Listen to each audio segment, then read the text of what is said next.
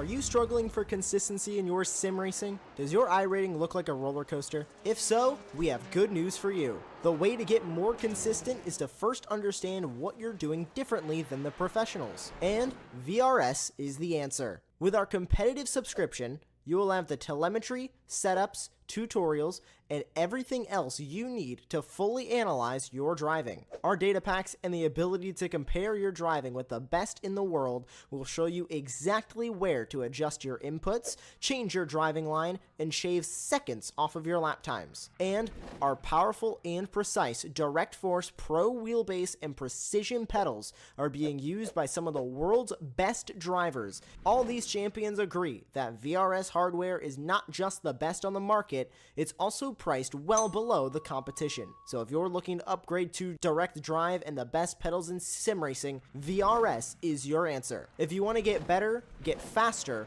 and make it happen sooner rather than later, you owe it to yourself to find out why so many people are switching to VRS. You'll be so glad that you did. Visit www.virtualracingschool.com and learn why the best use VRS.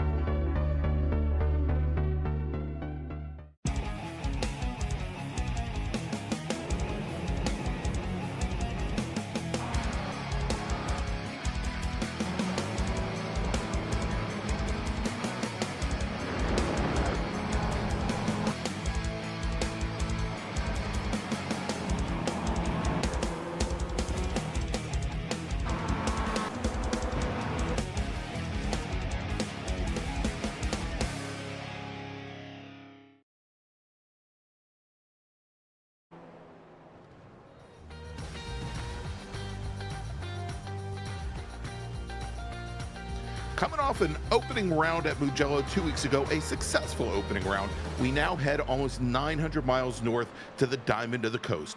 Known for its cambered corners, high speeds, and limited runoff, I'd forgive you if you were thinking that this was Watkins Glen, but there's no blue Armco here, it's all gray. And we're just minutes from the North Sea, not Seneca Lake. But like its North American cousin, this circuit was born out of a town looking for a better solution than racing on public roads.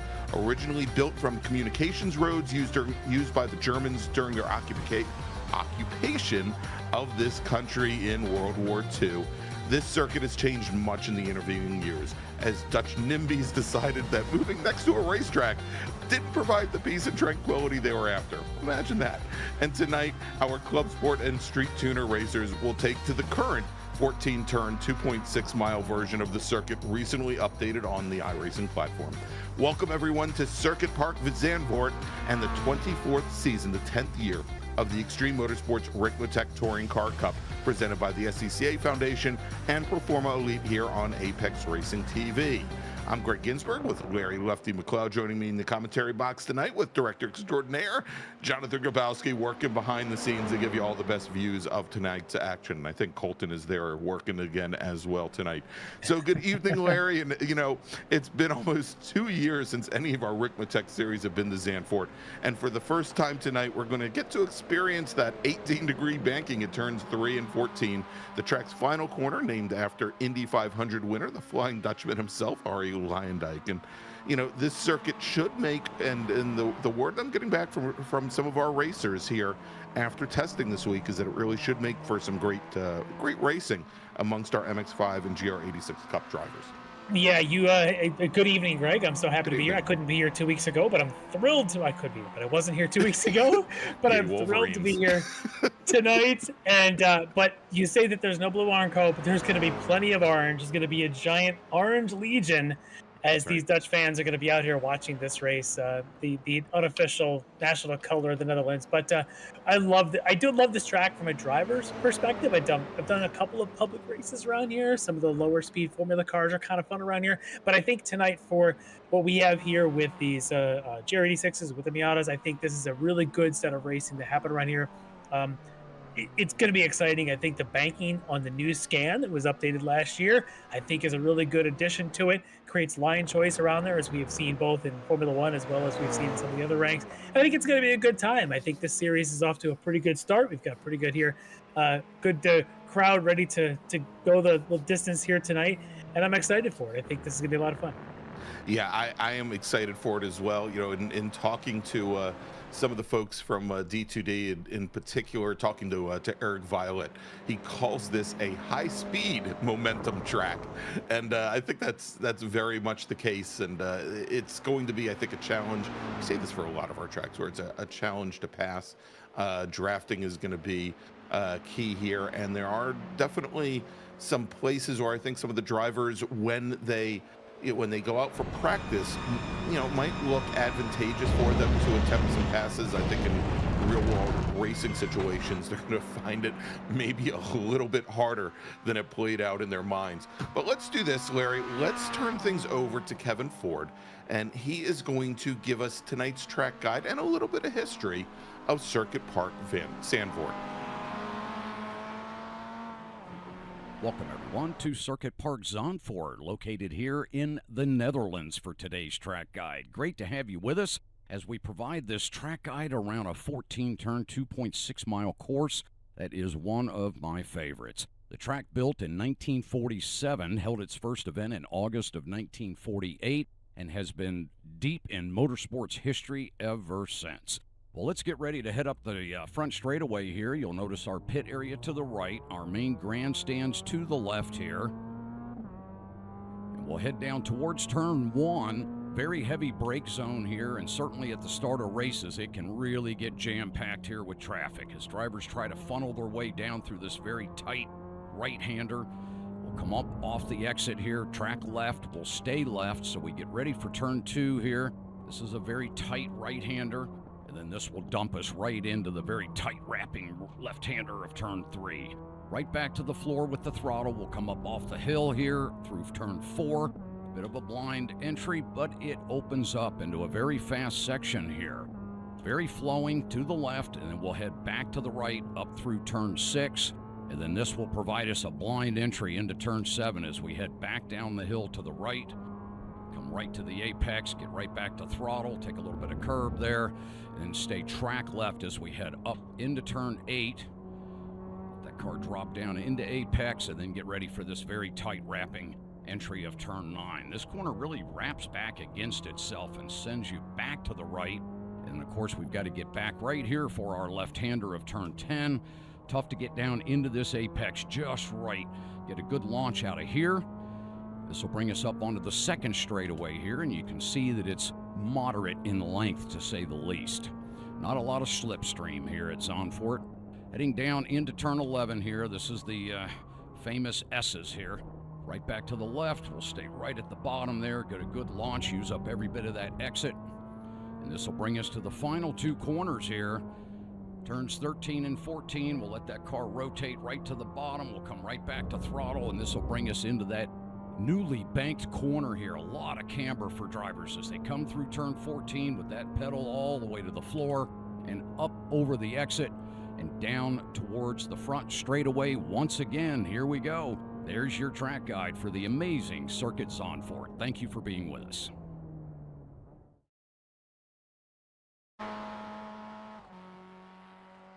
And thanks so much to Kevin Ford for tonight's track guide of Circuit Park Zandvoort. And I finally started with a Z instead of a V that time.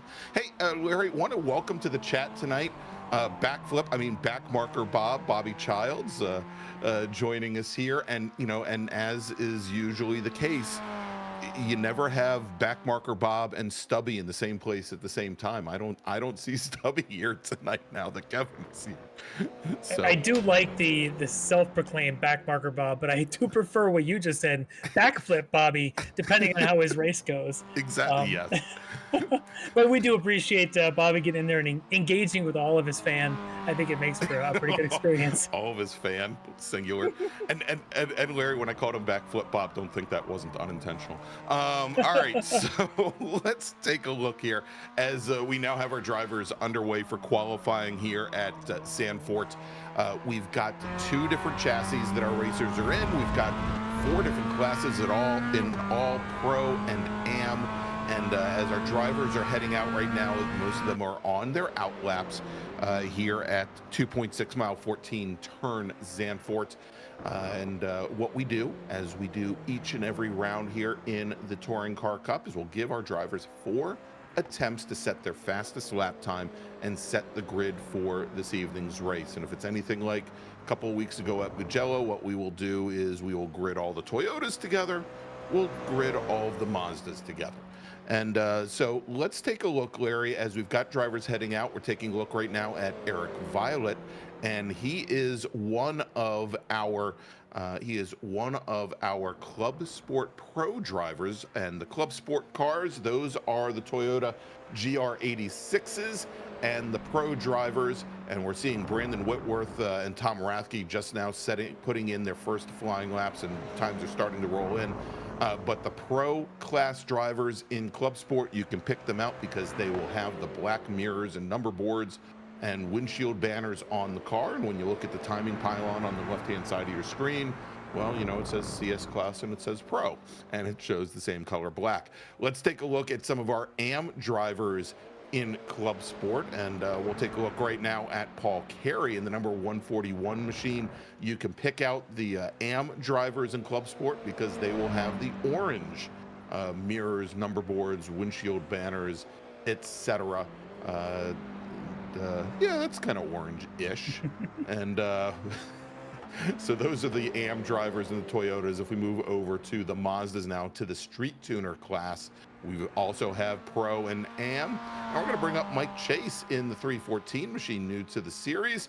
And Mike is currently your provisional pole sitter in Street Tuner Pro, and you can pick out those Pro drivers in the Street Tuner cars in the Mazda MX-5 Cup cars because they've got the red number boards and mirrors on their cars. No wings for no end plates because no wings, Larry. But then if we take a look at our AM category drivers, or let's see if we can pick one out here. Let's take a look at Steve Daniel, who is our only Street Tuner AM driver 2 weeks ago at Mugello, and the AM drivers, and I believe we'll have one other out here tonight. I believe Victor Harris is driving with us. The AM drivers, they will have the green number boards and mirrors on their Mazdas. All right, so quickly, as we've got about a third of the way through the allotted time in qualifying here, Club Sport Pro there, Mariano Barrios at the top of that leaderboard, just ahead of Andrew Sharp in the Pro category. In ST, you've got your leader right now is Mike Chase, with Travis Schwenke right behind him. Of course, then you got Tom Jenkins leading the way in the Club Sport AM, and then in the you got Steve Daniel leading in the ST AM. That's right, as I believe. And now we do have a time that has now come in for Victor Harris. So looks like those two drivers will be out there in AM. Larry, let's quickly take a look at how things ended up at Mugello 2 weeks ago. I know it was a little difficult at the time to give a rundown because we were having some issues with our timing pylon there. But in Club Sport AM, that's the Toyota GR86 cars, the AM category, Russ Ruddick was your winner, with Paul Carey finishing second, Rodney Carey coming in third. We may have Paul Carey from Carey Racing joining us here this evening for a pre-race interview. We'll see if he's able to make it. So it was Ruddick, Carey, and Carey with Dale Maxwell finishing just off the podium. And in Club Sport Pro, Mariano Barrios from Friendly Neighborhood Racing He's got Spider-Man all over the side of his car. He took the win over Eric Violette from D2D eRacing. Andrew Sharp from Vermilion Motorsports finished third, with Brandon Whitworth from D2D finishing just off the podium in fourth. And then, as we mentioned in Street Tuner AM, in the AM category for the Mazda MX-5s, only a single driver. That was Steve Daniels. Congratulations, Steve, you were a winner. Hey, there's Mariano Barrios in we just saw him there for a second in the friendly neighborhood Spider-Man car. And in Street Tuner Pro, and your overall winner, Mike Dam from Orion Racing, Travis Schwenke, and then Robert Hartley. Those three drivers, all from that same team, took and swept the podium. Jeff Cranston making his debut in the pro category after winning season number 23's AM championship. He finished just off the podium. And so, Larry, I think we do have also a couple new racers joining us here this evening. We've got Andrew Sharp from Vermilion that is joining us, and he's currently sitting pretty much as close as you can get to pole tonight in the GR86s and in Club Sport Pro. Only a tenth of a second off of Eric Violette. So there's the Vermilion machine. And then also we've got Matthew Porter joining us, and Matt is currently sitting fifth in Club Sport Pro. And he is I don't think he's a new addition to Orion Racing, but certainly a new addition to the Touring Car Cup, racing under that Orion banner.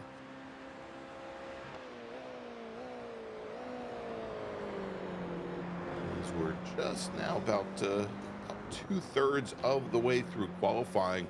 And another new racer with us here tonight, and he is currently sitting on provisional pole in Club Sport AM, and that is David Klimavich. And and I apologize, David, if I spell your name wrong there. And unfortunately, I don't have any information on David as far as what team he is on or anything. Maybe we can. Klimavich Racing. Well, there you go. That would do it. I mean, you could have guessed that anyway, but in this case, that's what it says on my file. Well, there you go, because I'm looking at a spreadsheet that doesn't have it listed. Okay. And we're watching now Tom Jenkins, and Jenkins in that number 68 machine. He's currently running second in AM. He's got a couple of drivers up ahead of him, but looks like actually a couple of those drivers that have set faster times are in the Street Tuner class, which will be starting separately. Now, Larry, as we're looking here, we're seeing a lot of overlap in the Club Sport and Street Tuner lap times around this track. Is Eric Violette again the fastest of the bunch at a 150.55 now, as he's working his final flying lap, trying to increase his advantage over Matt Porter. The Canadian Matt Porter is currently sitting about 1500ths of a second.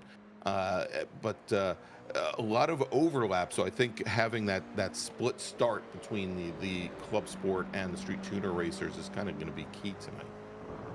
Yeah, it'll make things a bit interesting here in the full 1 hour format. I think make for a lot of fun, as those classes shouldn't interact too much, but certainly the fronts of one half will definitely reach the back half of the other. That always makes it interesting. And the one thing about this track I found is it's not the easiest place to pass. Right. Yes, there is the front straight, so you will see certainly in the MX-5s probably a lot of passing down the front straight, but everywhere else it's going to take some sort of dive bomb going in through those bit of S curves and section. You kind of have to dive bomb to overtake, and that'll be quite interesting. See how that happens. But I think let's see what kind of racing this actually does develop tonight, if it'll be similar to what we saw at Mugello 2 weeks ago, or if it'll be something new. All right, so Larry, let's do this. We don't have Paul Carey in the green room, but we do have jumping in graciously to speak to us from one of our new sponsors this season, the SCCA Foundation. We've got Jeff Jacobs. Let's bring him in, driver of the number 38 Toyota. All right, joining us here pre-race is Jeff Jacobs. And Jeff, I see you got your qualifying in, but what's everybody saying about tonight's race? What's the buzz around the league coming into Zandvoort? Yeah, this is going to be a fun one. This track provides for some really good racing. You can race basically almost the entire thing, door to door with other cars. So that should be really good. But it's a big challenge here because you got these fast, sometimes on camber, sometimes off camber turns out here where everybody's fighting to sort of maintain speed. And so it's going to really challenge everybody to be aware, to practice that good racecraft and kind of pick their right spots on when to attack. Yeah, I think it'll be very interesting. I think these kind of cars and classes are what make this place kind of fun, and I'm looking forward to all four of our classes and both kind of cars running tonight. But I was going to ask you, I see that we've got pretty good involvement here from SCCA Foundation in this series now. And I know you obviously one of the representatives of the organization. Want to give us the 30-second snippet on what SCCA Foundation is and what they do? Yeah, absolutely. This is the 501c3. It's a nonprofit in support of the Sports Car Club of America. And for example, one of the programs that the foundation helps fund is the SCCA Academy. That's their learning management system that's open not just to SCCA members, but for example, for flaggers for IMSA and for Formula One at Las Vegas and Miami and COTA and so forth. All of those road racing workers are trained and can qualify for those positions and those events by completing the training that SCCA provides. So we're helping the organization build those training programs that are helping us to make sure that we've got those workers and trained volunteers for races going well into the future. Yeah, because as you watch those professional races on TV and you see the all-white corner flaggers sitting out there, you wonder who are they and how do they get there? Well, a lot of them are SCCA trained people, whether it's the Formula One races or all the other organizations around the world. So it's a big part of motorsports is sometimes the unseen crew that works down there behind the barriers. Yeah, exactly right. And of course, as a driver or as an event participant, you want those corner workers out there to be the best trained corner workers in the business. And so that's really, the SCCA Academy's goal. Yeah. No, that's an exciting venture there with the foundation and the academy. So definitely happy to see that. Obviously, being an SCCA member person, I'm always thrilled to see new things that we're doing all the way along. And I'm glad to see that there's now a involvement with even our Ricmotech series here as well. So yeah, in fact, speaking of Ricmotech, Lefty, I should mention that the SCCA Foundation has a fundraiser going on right now. We have a sweepstakes. You can go to the sccafoundation.org to find the link for that sweepstakes.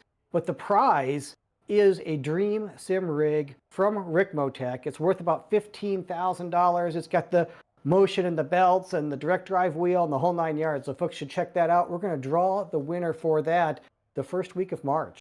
That is awesome. So yeah, definitely check that out. sccafoundation.org, correct? That's it. All right. Well, I think we're gridding up now. So good luck to you tonight. And who knows, maybe we'll even get a chance to talk to you at the end of the night if everything goes really well. Hey, that'd be great. Thanks a lot.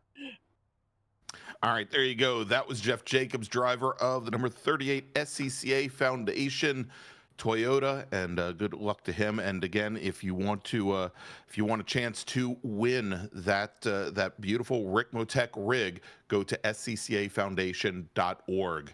All right, so let's go, Larry. We'll run down the starting order. Let's. Want me to take the Club Sports? Yeah, that'll work. All right, Club Sports on the Club Sport Pro Club Sport Pro on the pole tonight from D2D Sim Racing. It's Eric Violette. On his outside is going to be the Canadian Matt Porter. Also tonight representing Orion Race Teams. On the second row on the inside, Andrew Sharp and Vermilion Motorsports. On his outside, the friendly neighborhood racing driver of Mariano Barrios. On row 3, it's going to be another one of the D2D drivers. It's Brandon Whitworth on the inside. On the outside from Granite State Racing, Tom Rathke.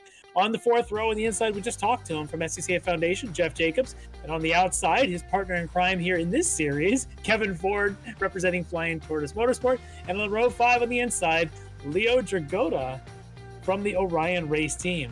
Now in Club Sport AM, we've got our first row there. We've got David Klimovich from Klimovich Racing on the inside. Alongside, on the outside there will be Tom Jenkins from Midfield Motorsports. And then they've got Paul Carey from Carey Racing alongside Russ Ruddick and the Flying Tortoise. Then you got Rodney Carey from Carrier Racing alongside Dale Maxwell from Black Flag E-Motorsports, and then finally Richard Ellinger from Ellinger Racing. All right, so let's move over to Street Tuner to our Mazda MX-5s. On the pole in the Mazdas is going to be Robert Hartley from Orion Racing. Then we've got Mike Chase. He is from Chase Motorsports. He's going to start on the outside of the front row with Travis Schwenke from Orion starting in third, next to last round's winner, Mike Dam, starting in fourth. Chris Thorman from D2D Sim Racing will start fifth, with David Payton, his teammate from D2D, starting in sixth.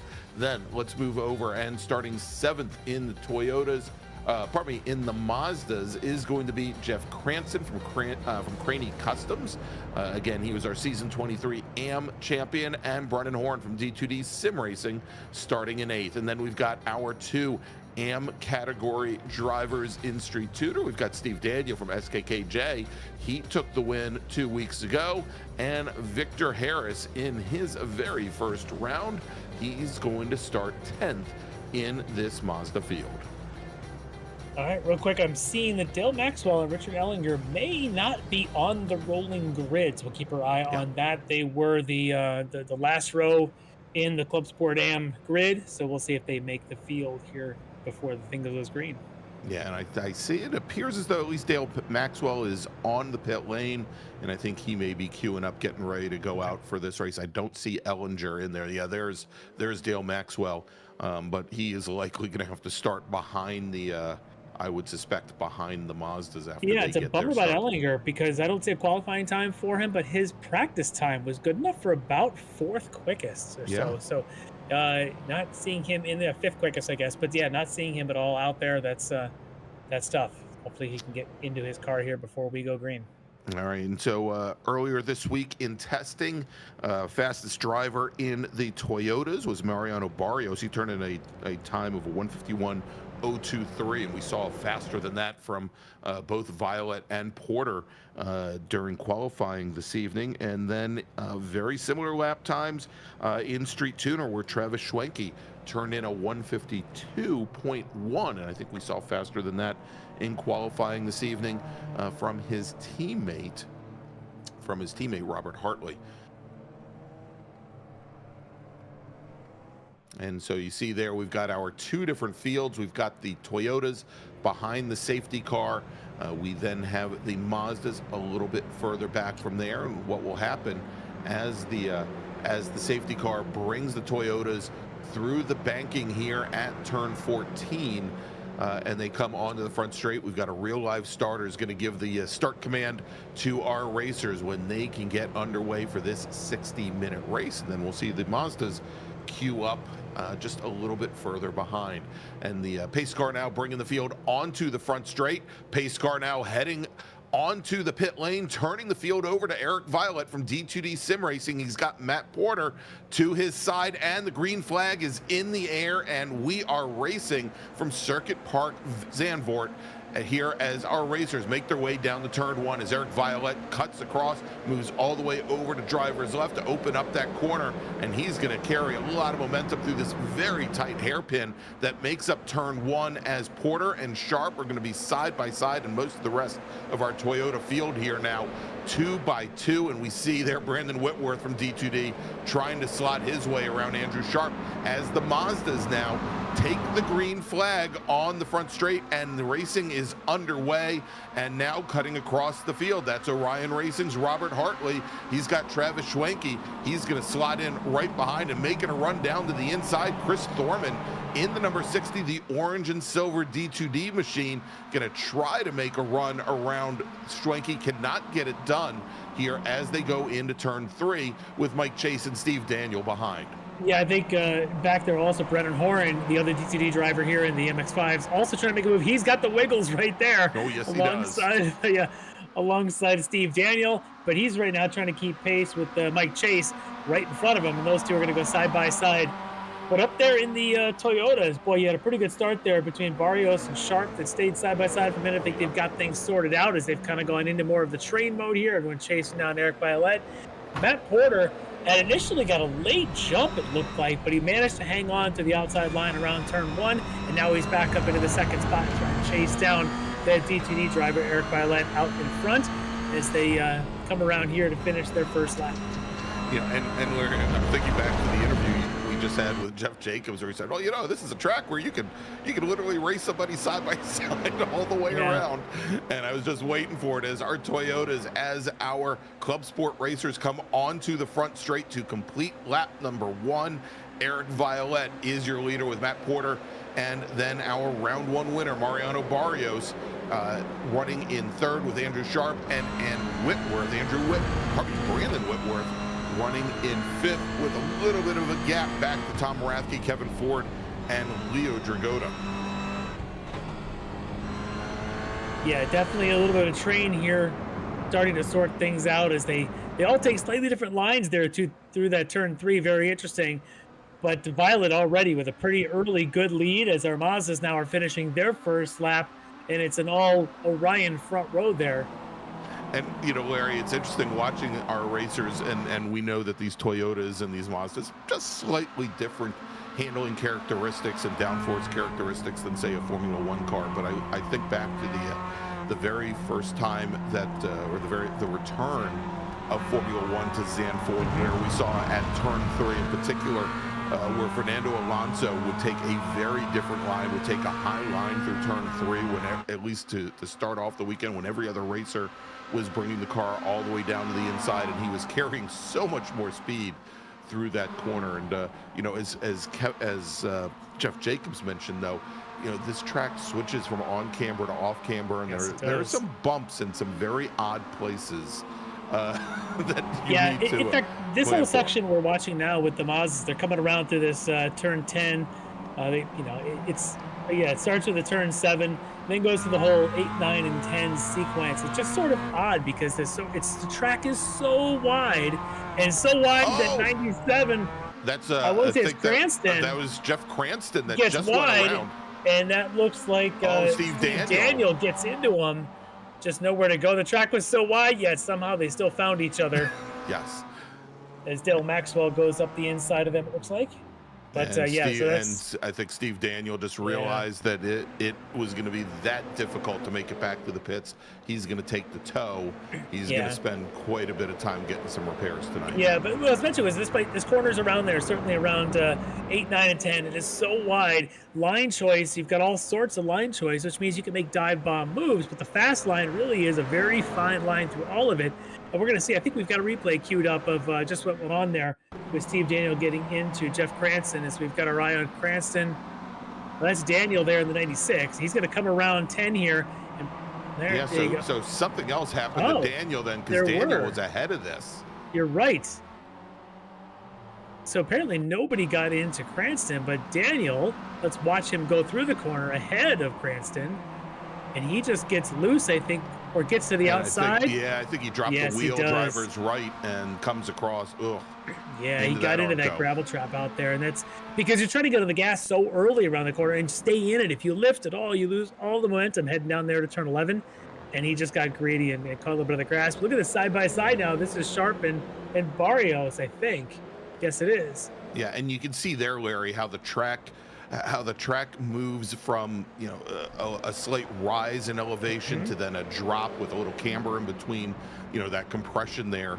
And these racers, at least in that little sequence there, nose to tail going through there. But you can imagine if they try to go through that section side by side, it could definitely cause a little bit of upset for at least one of the racers. Yeah, watching this battle here, Sharp and Barrios, remember, if these guys battle too much, they're going to lose Porter, and Porter might be starting to reel in Eric Violette. So all these guys, through draft by association, might be able to make this a 5-car train. This is going to rely on Porter being inch perfect here for the next couple laps, and also mean Barrios and Sharp can't get into it. They're going to have to be patient. Brandon Whitworth, of course, if he wants to help his teammate out in front, might want to start to disrupt these guys, but he seems to be playing along with the train as we flash back to the 141 of Paul Carey leading the Club Sport and group.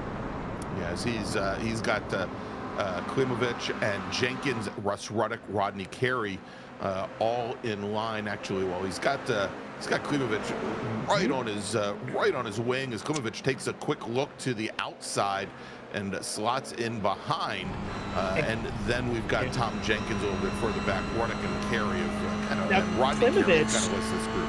Yeah, Klimovich actually was the fastest of the AM drivers in qualifying. He had about a 2-row advantage as he hits that apex pretty hard here. But he had about a 2-row advantage on Carey. That's all been evaporated.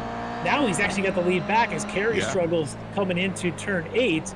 Yeah, and we saw where Carey popped over that curb, Larry, and he ended up losing a lot of momentum on exit that Klimovic was able to just drive around his outside. Yeah, some of those corners are so momentum-y that all it takes is one big clobber of a curb, and you're going to lose all that momentum.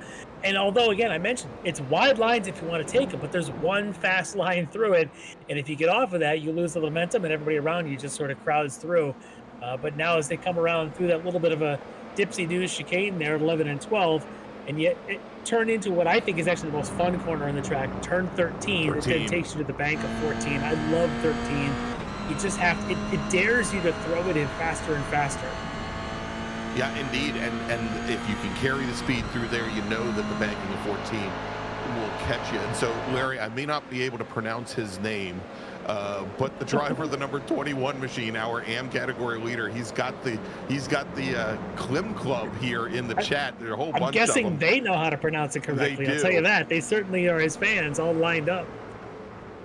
Oh my gosh, we've got I-Class, we've got Brian Raya, we've got Tanner Alcock, a whole bunch of folks that are here for our first-time driver in the series. All right, let's jump back over to the street tuners, Larry.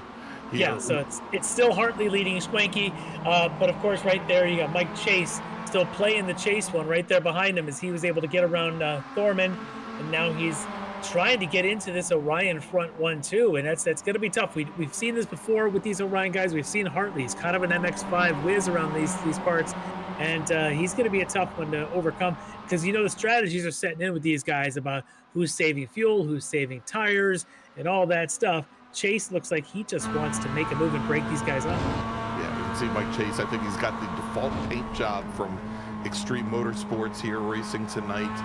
And he's right on the back of Travis Schwenke here. Schwenke runs maybe a little bit wide. Oh, actually, it looks like Chase ran a little wide as Travis Schwenke there now takes advantage.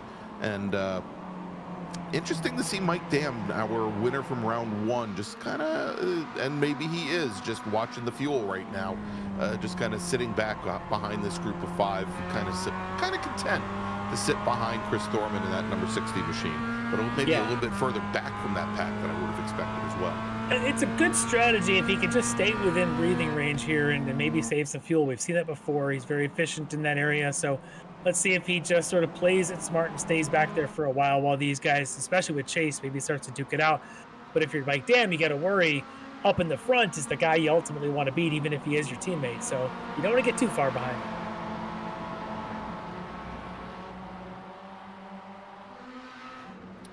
All right, Larry, coming into the pits, a very early pit stop, and I think, I think that's the answer. He may have had some issues on track with that gray Armco. That is Kevin Ford, and he didn't do that during tonight's track guide, Larry.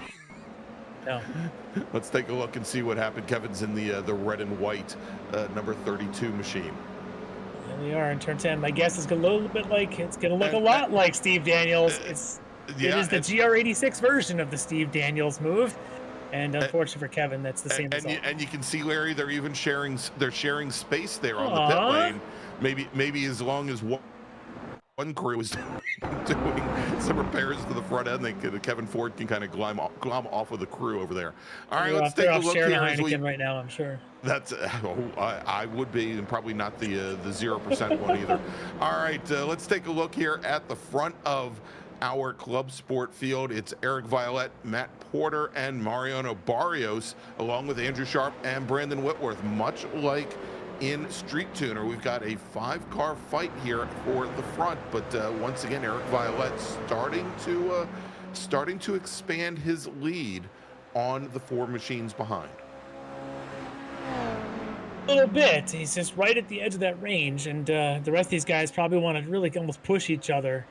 But Eric is just so inch perfect around these parts. He's always been like that. He's a tough one to catch when he gets out in front. And the guys behind are doing everything they can to try and chase him down. And already probably wondering, do we have to wait till the pit stop to maybe make that move? And I don't know how far down the road we are from pit stops, but I'm sure these guys are already thinking about it. All right, Larry. So turns out that Plain Joe is, I'm guessing because he said that's his son. I'm hoping that is Klimovich's father. Maybe not. But also some of the folks in the chat are asking if they can see some lap times. And, I was about to type about lap time, but no need to do that because we've got the technology. We can bring that information up. There you go. You ask and you shall receive. And those are the last laps that the drivers had run. And so you see those are there. Those are pretty quick high 150s lap times. Their best lap times are right around the same numbers. These guys are they're just hovering around it. But look at this. Things are breaking up. The train has been lost. As you can see, Barrios and now Whitworth and Sharp starting to jostle around a little bit. They may have just lost Matt Porter. And the trains are incredibly efficient, Larry, in the Netherlands, but perhaps not tonight. And everybody thinks that their train is leaving from a different platform this evening here. Maybe they'll get the 9292 app and figure out exactly what platform they're supposed to be on. But yeah, and here we go, and they're closing back down again. But but once again, it's allowing Eric Violette to kind of stretch out that advantage, and Matt Porter now starting to open up the gap back to Mariano Barrios in the 424 for the neighborhood racing machine just ahead. Yeah, well, you know who we're on board with right now, and that was Brandon Whitworth. Of course, the teammate to Eric Violette. Those two D2D drivers are maybe working together a little bit. It's not so bad if Whitworth sort of throws a wrench in the works back there in this train and decides to disrupt the engineer of that train, because if it slows them down, it speeds up Violette out in front. So not a bad thing from teammates, but also it's helped himself. He's up one spot from where he was a minute ago.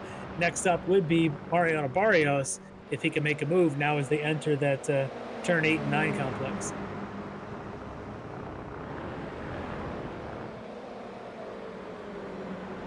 These cars are not easy around this complex. Just the way these GR86s drive, the way I describe them is they're awfully tippy.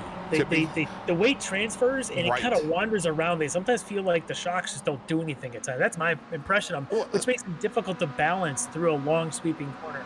Yeah, well, and we've talked about this over the last two seasons.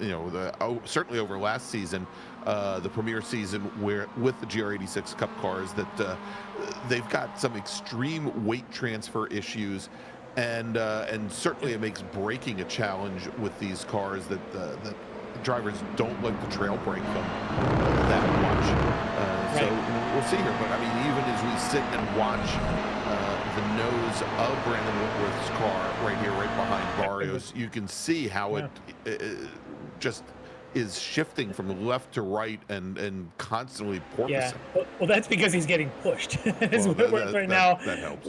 Yeah, he was pushing the back of Mariano Barrios. I think he realizes they don't want to lose sight of Matt Porter out in front. So you're watching Whitworth now just try and stay up underneath the back of Barrios.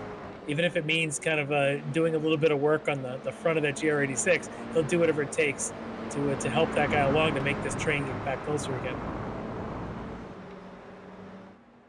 Yeah, and the gap now is, you can see it there on our timing and scoring on the left-hand side of your screen, almost 2 seconds from Barrios up to Porter ahead in second.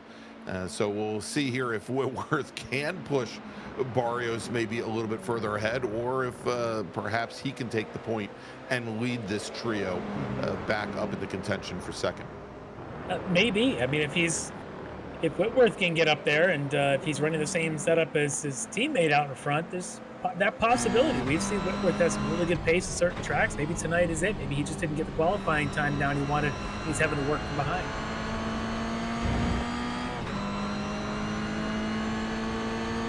Shot of the onboard here with Andrew Sharp. And so, Larry, for both the Toyotas as well as the Mazdas, we believe that they can run somewhere along the lines of about 20 laps on a full tank of fuel. The races here are going to probably be around 33 laps for both. The pit window for both should be opening up probably in around 5 laps or so. As we jump back over now to Street Tuner, as we're watching now Mike Dam along with Chris Thorman, and we talked earlier about Dam maybe falling back from the front 4 just ahead of him, and that doesn't appear to be the issue any longer, as he and Chris Thorman now have started to lose the scent of Mike Dam's teammate Travis Schwenke up ahead. I think Mike is a little bit anxious. I think with Chase getting out there past Schwenke now, I think maybe it's got a bit of urgency behind Mike Dam saying, all right, well, I got to go help Schwenke. We got to get up there. We can't let things get out of order. Don't be surprised if he tries to make a move on this lap right here in the straightaway past Thorman, as we're looking out the back of Thorman at Mike Dam coming. These cars draft really well. Let's see if he pushes or does he pop out? He's going to pop out. He's going to pop out. See if he can go the long way around the outside. Yeah. There is a good advantage out here. Again, it's a little bit of banking around this one. If you can hold that line, and look at that. He proves the point. Runs the outside curb. Let's see. He gets the better run. Then there's the little bit of a kink here over at turn 2, but the big challenge is then going to be the hairpin at turn 3, where Dam has the inside position. Ooh.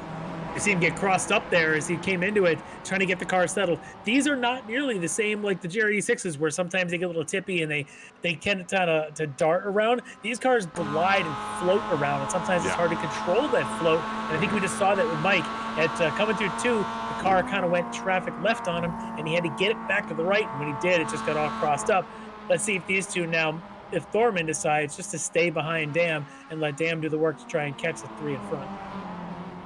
Well, and already you can see where Dam now has opened up about a car length and a half early on, stretching it as much as 2. And I think you're going to probably find, we'll see here for sure, but I think we're probably going to see Thorman getting left behind. Well, that's gap rate that we're seeing is Dam kind of misses the apex there. Yeah. Is that, though, the damage was done to turn 7, which is the end of that long sweeping section coming out of turn 3. They were pretty equal, but going into 7, it's a very difficult corner. You've got to get the front of the car set just right. And if you do it, there's so much grip. Dam does it really well. And if he can continue to do that, maybe he can catch up to Schwenke in front. If he doesn't do it, and as you saw there, struggling coming out of 10, he's going to leave Thorman behind him for a while, and something may end up with a 5-car train.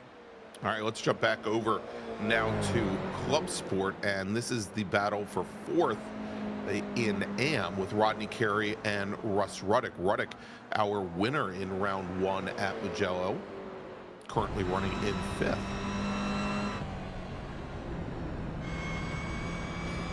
And yeah, I would say very different lines, and you can see there as he kind of entered the bowl there, how that car dealt with it, and it was actually a much quicker transition than I thought I'd see. That bowl is so counterintuitive to your traditional motorsports lines. Even when that corner was flatter before the new rescan, you wanted to take a little bit more of an actual apex there and get a run coming out of that bowl. Nowadays, you really do. You almost run with your tires on the right line on the top edge of that bowl and ride around it. You get like a slingshot effect whipping around that bowl. Russ dipped in, Rodney Carey, I should say. Rodney didn't, and Rodney was able to open up a gap as we flashed up to Klimovich just ahead of the pro driver, Jeff Jacobs. So these two are not heads up in class. Klimovich right now about 3 seconds ahead of that guy, Tom Jenkins, who's actually a second in the M category.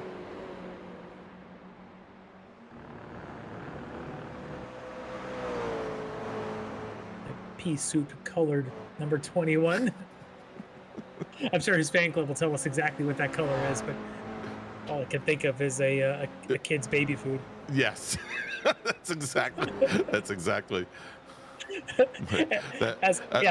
our director of the broadcast tonight may have fed that exact flavor to his kids. That looks like peas and sweet potato that I fed about 3 hours ago. Yeah.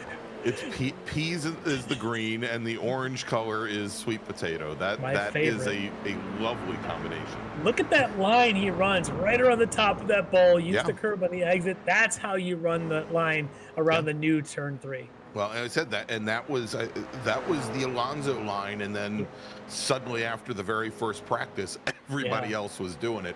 Until Alonso this past year decided to pass people by doing the exact opposite. While they all ran high, he took track position and went low. It's Alonso. What do you expect? Yeah, exactly. Always thinking. All right, Larry, let's take a look here over in the battle now for 4th in Club Sport Pro. And Brendan Whitworth and getting a little bit of pressure from Andrew Sharp, who's been sitting back in 5th position since the beginning of this race, and took a quick look to the inside on the number 42 machine. Yeah, I'm not sure what happened there. You can see Whitworth had the he was pushing under Barrios. Mariano Barrios actually was pushing Mariano a couple laps ago. Yeah. Now Whitworth is back almost a full second, and Sharp is like, well, okay, guys, what's going on? Sharp's got to do the pushing. Whitworth, I suspect, may have made a mistake somewhere on the lines, led to this gap, and now you look at Sharp try to duck to the inside. Maybe he wants to take that 4th place spot. Yeah, and we'll see here. Now, the draft doesn't appear to be as strong with the GR86s as they are with the MX-5s, but you can see, look at the nose, the way it just drops down when Sharp gets on the brakes there, and he outbrakes Whitworth to move up in the 4th position. You know, we also saw a couple laps ago where Barrios is falling off of the pace of Matt Porter in 2nd. Barrios has now started to close that up just a little bit, and is now right up to the back of the number 19 machine. All the while there, we can see Violet continuing with about a 5-car length advantage. Matt Porter is just on that cusp, just right on that verge of draft. He's at that 1 second mark where he can sniff a little draft, and Barrios can push him. The two of them might be able to work together to get there, but he's certainly right within range. And consider we're probably 10-15 minutes from a pit stop, things could all, you know, really change at that point. But if you're Porter, you know you're still in this race, and if you're Barrios, you're probably thinking the same thing. Mariano knows, hey, I'm still in this thing. I'm only 1.2 seconds back from the leader. All right, let's jump back to ST Pro, where our pole sitter, Rob Hartley from Orion Racing, he's getting a little bit of pressure now from Mike Chase. We saw Chase a number of laps ago get around Travis Schwenke, the 313 car, now running in 2nd, with Schwenke running in 3rd. And we'll check there, and looks like Mike Dam not making a lot of headway right now. Of course, doesn't have the benefit of a draft either to try and get up to these 3 drivers. Yeah, look at those lap times there. No, Hartley's best lap of the race is a 51.8. Look at that string there. That's a pretty good solid run of laps. It's that 0.8, and then it's a 9, a 9, a 9, a 2.2. But yet, Chase continues to chip away. He's within draft range, so he's able to. But it tells me, I don't think Hartley's holding up here to save any fuel. I think Chase right now is just doing what he can to stay close, and he's using the draft to get there. I think we got a good classic battle here on our hands between these guys. And look at this, Larry. We had talked about Barrios starting to close things up on Matt Porter, and Barrios now takes over 2nd position in Club Sport from the number 19. I think we got a look here, and let's see exactly how it happened. And there you go, right on the front straight. Yep, down the front straight. Porter moves all the way to the left. I think Porter knows he's beat. He doesn't want to lose the overall ground, doesn't want either one of them to be penalized. He's not going to fight him for it. Look at that, he kind of lets him through. And that's what's happened. The gap between these guys is now less than 9/10. When we flash back to live here, and the gap less than 9/10, there it is, 8/10. That's actually a win for Barrios and for Porter because they're closing in on Eric Violet. All right, Larry, I'm getting word, and we can see it. He's in the pit lane now. Chris Thorman from D2D Sim Racing, running in his Club Sport Mazda. I think he had some issues on track there as he was trying to keep up with Mike Dam. Let's take a look. Yep, this is going through that chicane at 11 and 12 and just catches grass on the exit into the wall on the inside. But it seems to be the mode everybody's failing with tonight. Is you catch grass or any kind of gravel on the exit, and you're going to hit the wall on the opposite side. On the opposite side, yeah. Not a lot of runoff room here. Most places around this track is the circuit is fairly confined. Of course, you've got the beach itself, but you also have some neighborhoods that has really limited the ability for this track to grow things out over the years. As we're watching now as Mike Chase continues to chase down Robert Hartley. And Larry, for the last 2 laps or so, Chase has definitely been showing the nose to the number 3 machine. He's definitely filling mirrors at this point. Try to make sure that Rob knows that he's got company and that Chase means business. I don't know that Chase wants to pop too much and slow him down because he does at least have a couple of car length buffer on Travis Schwenke, who of course Rob Hartley's teammate. And if the two of them slow down too much, well, you got another teammate with Mike Dam. So if you're Mike Chase, you got to be thinking, I'm kind of surrounded by Orions right now. I don't know if I really want to poke this bear. So he might just be waiting for pit stop time, and he may not have to wait long, as here comes one of them. There you go, Robert Hartley. He feigns going to the pit lane for a moment there and makes a last-minute jump into the pit lane from the lead on completing lap number 13. So right at the very early in what we consider to be the pit window for these MX-5 machines. All right, we'll keep an eye on what his pit time is. Not sure if he'll do a tire swap or not, but let's keep an eye on Mr. Hartley and what his pit time is. That'll set the standard. I would say a lot of right-hand turns on this circuit, Larry. If they're going to take tires, obviously would make sense to take on the left-hand side. We'll see if any of the drivers do that here this evening.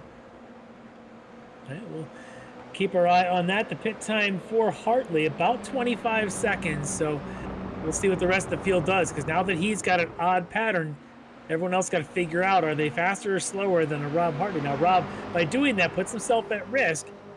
But if he can play the traffic just right, maybe, just maybe, he can use the draft to actually go faster. We'll see, as he does come out pretty far down the order. As he's right on the heels of Dale Maxwell, who's, of course, in a GR86. So there's some work there for Hartley to do as we flash back up to this battle of Porter and Barrios and Violet. And given that 25-second pit lane time, Larry, I'm guessing that Hartley did not take any tires here this evening in talking to Eric Violet. Of course, Violet's driving the GR86, which a little less efficient on fuel, and he was seeing pit lane transit times or pit deltas of about 31 seconds. So kind of makes sense that no tires for the Mazda. There's a petition going on in the chat right now to have iRacing give back the windshield banners. Yeah, I noticed that. I noticed that a couple nights ago. That you're kind of stuck, I think, with the is it the Fanatec banner now, or they may have just changed it. Well, I don't know for sure. I think it's the black Fanatec banner. Yeah. And by the way, Backyard Bobby just gave us some information on the pea green. The pea green livery. And it is because he painted the car. Great job on that car, by the way, Bobby. Apparently that car is using the early 70s Kenmore appliance color. So, nice. I like that color. That was the color of my parents' kitchen in the 70s. Yeah, yours and John Grabowski's as well. And 90% of the of suburban America. I grew up with that color in my. All right, so we've got into the pits is Matt Porter pitting from the top three.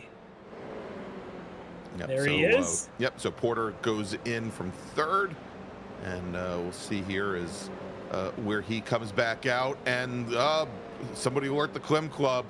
David Klimovich is now on the pit lane in the number 21 machine, pitting in from the lead in Club Sport AM. That's going to move Tom Jenkins now up into the lead.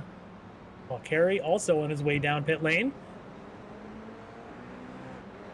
He pits in from a top three in the Club Sport AM. I just want to point out that while we're keeping an eye on Hartley and what does he do coming out of the pits, his first flyer out of the pits, a 151, his fastest lap is a 151.8. He should be finishing up his first real flyer here in a second. You can see him there, but he's moving pretty good coming out of the pits. And he's got a Brennan Horan, who's had his troubles tonight. A wild Brennan Horan. Yeah. We'll see what Hartley can do on his real first flyer, because we want to compare it to what the front of the field is doing, which Mike Chase, Travis Schwenke are in the low 52s, 52.1, 52.3 was their last time around. Mike Dam, 52.2, so they're all hovered in the low 52s. We'll see what Hartley can do on this first flyer, see if he's in the same range, or is he putting himself into traffic damage. All right, Mariano Barrios just sets fast lap in club sport and moves himself about about 0.3 of a second closer to Eric Violet. The gap now just about 0.6 as we see him coming out of turn 14 onto the front straight. And Larry, I think other than going into turn 1 on the very first lap, this is perhaps the closest anyone from the club sport field has been to Eric Violet now as we start lap number 18. Yeah, no, this is a big development in Violet because they seem to be somewhat comfortable out there between 1 and 1.5 seconds. Barrios now able to close that up, and you can see just chipped away 5 laps, 4 out of 5 laps, able to roll them in, and there we have it, a 1-2 nose to tail before they make their pit stops. I want to point out Hartley, speaking of pit stops, his first flyer after the stop, a 52.0, 0.2 quicker than his rivals who are elsewhere on track, and I'm a bit surprised that Mike Dam didn't try to come into the pits and try and link up with Hartley or maybe Schwenke, one of those teammates. I'm surprised. Oh, I was going to say, it looked as though Schwenke's entrance to the pit lane might have been blocked, Larry, by the driver around him. But here coming down the pit lane now is Mike Chase, pitting in pro, and the 314 car taking fuel. Not seeing it. Well, we're seeing it pop up. He may be taking tires. That's the left side you were talking about. Yeah. Yep. And we don't know if Hartley did that. I think it's one of those you can get for free if you do it. He's also jacking up the right side. Interesting. Wow. Let's see what this does to his pit time. Right, and so we're watching now as Carey is leaving, his pit stall time about 23 seconds. And that's again, Hartley's was at 25. Yeah, that's a slower stop. He's about 2 seconds slower than the stop put in for Hartley. Hartley's already gone by. There he goes. And do we have a GR86? We do. Oh, and look at that. As Mariano Barrios, he fakes and stays out for at least one more lap as we now have Eric Violet pitting in from the lead in club sport. Yeah, this is big. It was interesting for Barrios to stay out there. Remember, there's bonus points on the line if you're not familiar with the series. You get bonus points for driving clean. You get bonus points for participating in practice sessions. But in the race, you get bonus points for leading a lap. So it kind of pays off with that extra bonus point for Mariano Barrios. Even if you don't later win the race, you get that bonus point for having marked as leading a lap. So good move to stay out for at least one more round. All right, well, let's do this, Larry. Let's, as we're watching here, Barrios with about a 1.5 second advantage now over Andrew Sharp. We'll see if Barrios comes in this lap. If not, what we're going to do, since we're right up at the top of the hour, we'll take a break. Bit of a wiggle there from Barrios as he gets a little loose over the curbing. Travis Schwenke now pits in from second in Street Tuner Pro, and that is now going to move his teammate Mike Dam up into the lead. So Dam should pick up a point for leading. We'll see if Dam comes in the next time around as he's going around turn 3. Again, a bit of a different line, not taking that high line for him around the outside of 3. Maybe had another bobble coming into it. And that's P. Green Klimovich directly behind him.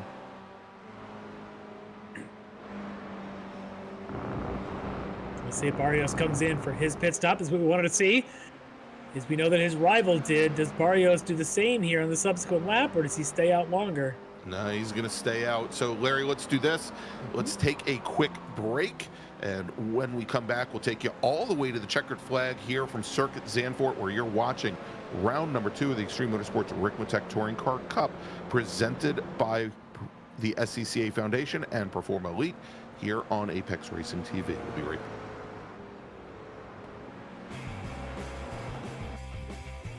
Ricmotech, high-performance sim racing equipment. Whether you're just looking to have fun, train for race day, or become a serious esports competitor, Ricmotech has you covered. Hundreds of name brand parts. Support from experts that love sim racing. Trusted by the pros. There's only one place to go, ricmotech.com. The SCCA Foundation is a 501c3 organization serving as the charitable arm of the Sports Car Club of America. One of the programs partially funded by the foundation is the SCCA Academy, an online learning management system used to keep real-life racing track officials up to date on the highest standards of race safety and officiating. Through this program, the SCCA Foundation is supporting the future of the best trained corner workers and event officials in motorsport. You can support these efforts at www.sccafoundation.org.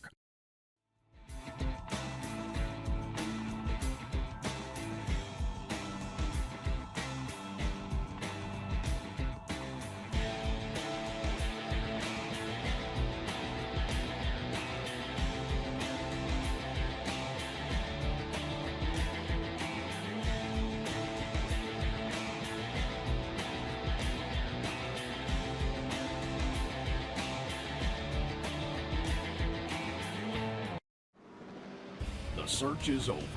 The most comprehensive league scoring solution is here, with the ability for multi-level championships, custom incident tracking, post-race time penalties, support for heats, drop weeks display, multi-car team scoring, advanced web widgets, rookie championships, a custom paint system, and load those results in seconds. Visit extremescoring.info today. Ricmotech, high-performance sim racing equipment. There's only one place to go, ricmotech.com.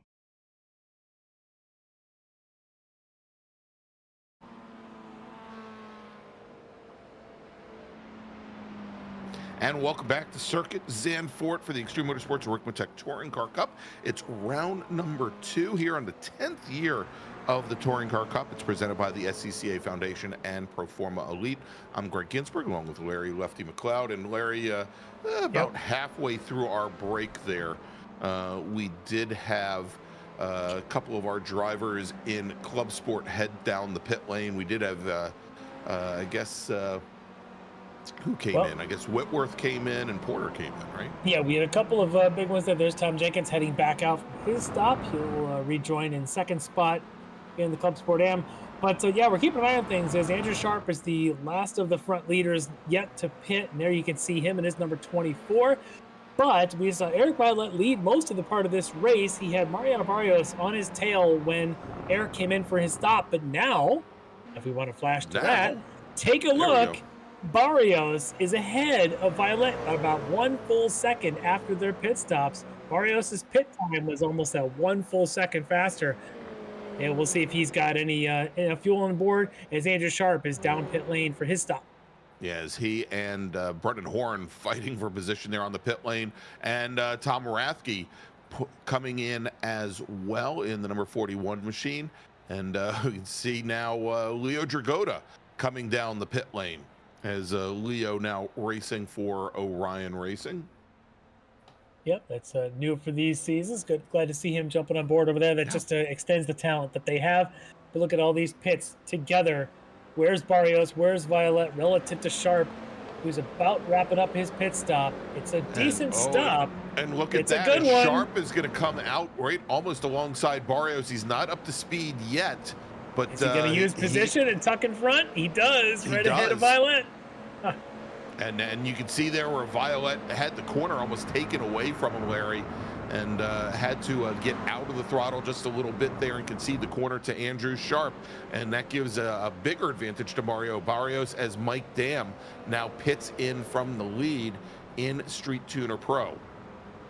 All right, we'll keep our eye in on this as well because we saw his teammates, Schwenke and Hartley. Now, if you take a look, if we can flash to his teammates in a second, we've got Schwenke ahead of Hartley. Remember, it was Hartley who led this race up until these pit stops, but now it's Travis Schwenke ahead of him. Mike Chase is 3 seconds back. That's basically the difference in pit time. Mike Chase struggled a little bit as here comes the other Orion driver, Mike Dam, leaving the pits. He's currently nose ahead. Can he hold it coming out of the turn one? Here come his two teammates really coming into turn one now. It's going to be close. It's a drag race among Miatas. And it's going to be an Orion 1, 2, 3, but in what order? Oh boy, that's aggressive, but it's Schwenke. I would say coming right under braking, right next to Rob Hartley, but Hartley's going to get around Dam and so it is Schwenke, it's Hartley, it is Dam, your top three, and as you mentioned, Mike Chase off of that pace, or probably that pit stop, now a couple seconds in arrears. The Orion team is so good at pits and fuel strategies. They're always good at this. They're just the masters. They don't mess this up. You look at these guys, all of their pit times. Schwenke's was 22.6. Hartley's a 25. Mike Dam's in the 23s. Mike Chase in the almost a 28 second. That's the difference right now, why these three are out in front. Mike Chase is chasing from behind. Yeah, and remember Hartley with the longest pit time. He was the first one in by a couple of laps there over Schwenke and Dam.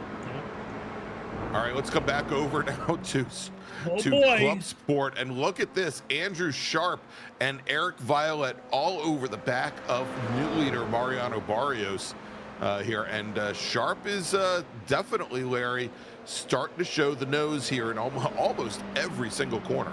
Oh, he is definitely getting aggressive.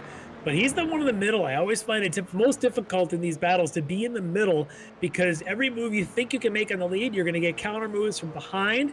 Let's see. Here he goes the outside. He's going to try and push Barrios down to the inside. Violet's taking it easy back there, just sort of spectating at this point. Not able to make the move stick. Barrios still with the advantage. Look at this tight line going into 10 for Sharp. Barrios makes that a little bit wider line work as he heads down towards turn 11. Yeah, and you know, the thing there is Violet, and we saw where Violet kind of backed out a little bit on Sharp there for a moment, Larry. Violet can't get too aggressive, because what will end up happening is Sharp will start worrying maybe a little bit more about what's behind them, and they'll both end up losing touch with Barrios. Well, yes, well, speaking of making passes and moves, Hartley back to the point in the Miatas as he's in front of Schwenke now. We'll catch a quick replay. This looks like a draft pass on the main straightaway. Hartley's the one in the middle of the Orion sandwich there, and he's going to make the move to the inside of Schwenke. Yellow faster than green going into one. And orange, although it's the color of the track, Mike Dam's going to sit in third for the moment. All right, let's jump back, Larry, and this is turning out to be one heck of a fight. Now, side by side, we've got Sharp and Barrios. Barrios to the right, Sharp to the left as the track switches back and go into this is over at turn 3. It is, but look at the high line. Look at the slingshot effect for Barrios, and Eric Violet's going to take the opportunity with that slow run, but no, he's got to back out. Sharp tried to use that inside track position line, didn't make it work, and all it does, it cost him. Barrios is so much faster coming off of that high line, but Sharp's trying everything. There's still 17 minutes left in this thing. It's not like this is final lap, but these guys are driving like it. No, they definitely are, and you saw, Whitworth having to try and pick the line that neither Barrios or Sharp want, and have to try and make it work, and he just ran out of space there. Otherwise, Sharp was in jeopardy of falling back into third. I think Violet's sitting back wondering if these two guys are so aggressive, if they end up taking each other out, maybe Violet doesn't want to be involved. If I'm in a race, if I'm watching this, if I'm sitting in third and I see what's going on in front of me, I might just do that. But what's happening in the club sport may also be happening here in the Miatas, as it's now a 4-car train, as Chase has joined the club here. I was going to say, where did Mike Chase come from, Larry? Because he made up about 3 seconds in the last 2 laps. It's because these guys in front are slow and dueling it out. Look at this. He's reeling them in because Schwenke, Dam, and Hartley are all fighting it out. And he's like, fine, I'll go out and run some qualifying laps. And next thing you know, it's 1-on-3 if you're not the Orion car. But we'll see if Chase can do something about that. As look at these guys continuing to all sorts of different moves now, with Barrios trying to defend the inside. Sharp again, the up and under. Outside. He's trying it. He's got the inside for 2. And remember, when the track comes back, Larry, it's going to switch back to the left here. And now there you go, Andrew Sharp, for the first time tonight, taking the lead in Club Sport. Watch Violet. Watch Violet. He's going to try and get up alongside, not able to make that stick. Again, the high line still working better for Barrios. But we have a new leader. I think for the first time when all 3 have been out there, it's Andrew Sharp.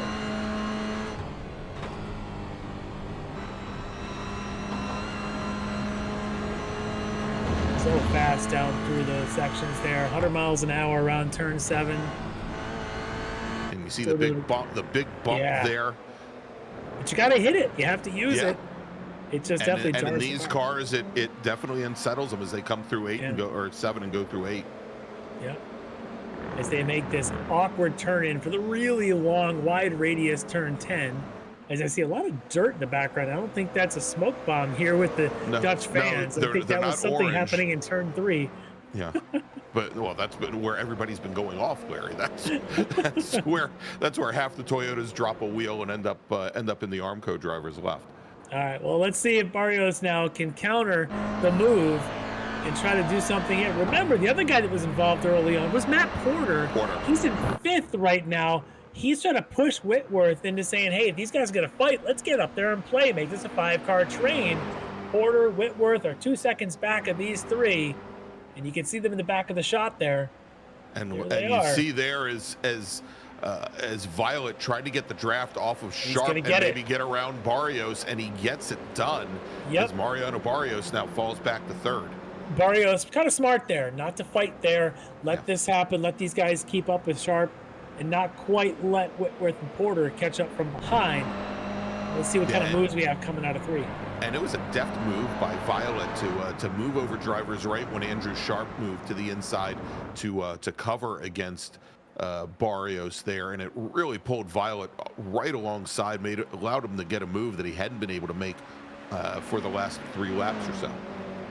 All right, well, let's see if Violet can now, everybody takes a bit of a deep breath. Everybody's got a half a second between them. Real fighting here. Let's just, you two. Man. Let's just get things back in order. Meanwhile, Whitworth down to just 1.7 back from Barrios. So we're about to have a 5-car train here in Club Sport Pro. Yeah, they're definitely a coming, and not as big of a challenge right now as here we're taking a look here at Street Tuner Pro as Mike Dam and Robert Hartley starting to open up a bit of a gap back to Schwenke and Chase running 3rd and 4th. I think Mike Dam's got eyes on this being a 2-car fight and just trying to leave the 2 back there. And if you're Mike Chase, you're probably thinking, I got to get around Schwenke because Mike Dam and Rob Hartley are almost kind of working together to make, they're going to make it a 2-car fight and figure it out in 10 more minutes. Chase doesn't want to be left out of that. So he would love to get around Schwenke. I'm sure Schwenke wants to get up there too, but so if you're Chase, you don't want to make a fight out of it, but you do need to get around Schwenke or help maybe push Schwenke up to the front too. And so, Larry, it looks like David Klimovich, our Club Sport AM leader, having a little bit easier run in his debut here in the series over the rest of the field as Tom Jenkins now running almost 10 seconds in arrears. So I wanted to give the folks from the what are they, the Klim whatever, the Klim Club, that's it, a little bit of an update here. But let's see this as Barrios now taking a look to the inside on Violet. And remember, Larry, that we saw where Barrios had pace that perhaps Eric Violet did not before the pit cycles. And certainly if Sharp starts to move away from Violet as well, Barrios is going to have to jump on him early. This is the part of the race where now you have to rethink through all the data you've collected over the last 49 minutes of what did this guy do in that corner? Am I faster on this straightaway or that straightaway? You got to figure that out. And if you're Barrios, because you're P3 right now, you got to think, how do I get to P2? Because I don't think anybody can win this on the last lap from 3. No. I think you've got to be P2 with a calculated way of getting by P1, whether that getting by means you're going to hold tight and hope 3 doesn't knock you off position coming around 11 and 12 like we see here, or maybe it's an early move, try and dive bomb into 3 and really throw the dice at it there. Yeah. There's got to be all sorts of what ifs going through all 3 of these drivers' minds right now. Well, because the one thing we've seen, Larry, is as these drivers are coming out of the final corner or onto the front straight, is that none of them have been able to affect that draft pass before the finish line. There. But he's able to make it happen here, at least for position. You're right, not before the stripe. So I don't know if final lap will work, but certainly here with 10 minutes to go, Violet to the front. And Barrios is going to try to join him here, but gets locked out in it. And we've seen it almost all night long, Larry, that is not a move going into the hairpin at one that two cars can make the pass. It has been one all night long, but Barrios, he gave it the yeoman's effort there. He definitely did, and now he thought perhaps he can get in there. Sharp did a good job of track position to keeping the car in front of him as they come down this middle stretch through the 5, 6, into 7. As they float the car through 7 again, a good 121 miles an hour through that corner. Just insane. A little kink at 6, and then the big sweeper here. Well, they've been able to keep their pace last couple of minutes. So Whitworth and Porter haven't really made any grounds. They're still a good almost 1.7 seconds back. But the first time that Sharp and Barrios fight, Whitworth and Porter are going to be right there. And it's interesting there, Larry, watching him come through 10 as Violet tightens up the entry into that corner. And yet, you know, I guess the advantage of racing on an FIA Grade 1 circuit and how wide this surface is, you know, he didn't look like he had to make much of an adjustment to it to just let the car track out and still carry speed through that corner. Yeah, that's that trade-off between shorten the distance but have the exit speed. And sometimes around here, track position matters so much. You'd rather just cut the entry of it, get the distance gain, but not to worry about the long. Here, of course, along the longer straightaway of the track, down into 1, track positions everything if he can hold it. Violet's got the inside. Here comes Sharp. And you notice that Barrios had dropped back quite a bit, Larry, as he had dropped the wheel coming out of turn number 12, yeah, I saw that. out of that those little S's over at 11, 12. But he hopefully can make it back up a little bit as we see both Sharp and Violet side by side coming into turn 3 briefly. Just for a moment, but not long enough if you're Sharp. As we flash back and what we're talking about, back to the Miatas, and it's Mike Chase had to get by Schwenke, and he did.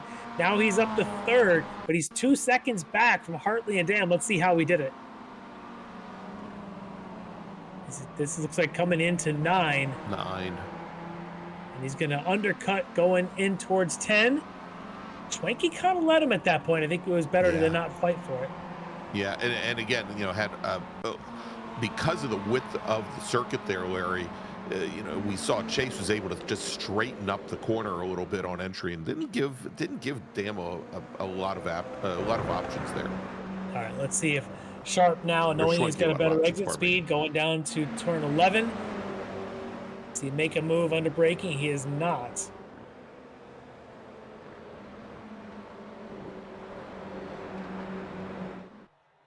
See the stat there is Whitworth is closing ground a little bit on Barrios for 3rd. About a 1.3 or 1.4 back from him right now. Yeah, and they've got a little too Ryan. late. Yeah, maybe just a little bit too late. They've also got Leo Dragotta from Orion there as well. It should be Porter. Well, I was to say it's. Yeah, it should be Matt Porter in 5th right now. Yep. Yeah, sorry about that. Also the Ryan driver. Look at the defensive line for Violet going through 1. He knows he can hold the inside. There's probably a number he has in his head that if he's X tenths ahead coming off at 14, he knows he's got the position going into 1. Let's say like 5 tenths. At 3 or 4 tenths, he may have to give up the spot. So he's got to really watch that gap between 13 and 14 on the last lap when he sees white flag where he may be giving up the position. And that's what these guys are thinking about right now is how to set up for a white flag lap. I think you said it earlier. You don't think you can pass from the exit of 14 to the stripe. So you're going to have who's ever leading there probably wins this race. So the question is, how do you make a pass somewhere between seeing the white flag and then before you get to turn 13? Where do you make the pass? Is it here? Yeah, I was just going to say, is it here? Do you shove it in maybe going into the S's over at 11 and 12? Which is probably, you know, one of the sharper entries, that little right-hander at 11. Yeah, no pun intended with AJ Sharp out there. Yeah. My suggestion might be, and maybe we'll see if Mike Dam does this here on Hartley, would be get alongside and try run the outside through 1 and see if you can get a better slingshot to hold the line into 2 and 3. Yeah. If that happens, you might be able to lead the entire last lap. But let's see if anybody can do that. I think that might be their best chance. Otherwise, it's going to take some sort of dive bomb move either at 9 or even crazily into 11. All right, well, we've only got Larry now 4 minutes remaining, and so time is running out, at least in Street Tuner, for our fourth place car. Look at this. Watch Sharp. He's 188 behind, coming off of 14. He pops pretty much at start finish. Does he have enough to take the lead? This will be very telling for our last lap. No. And I think did Barrios get in the back of Violet? He might have tapped him, and I think Barrios was expecting or hoping for Violet to maybe open the corner up just a little bit more, going in the one and then trying to sneak underneath. Could not do it. There just wasn't the room there. Very well defended by the D2D racer.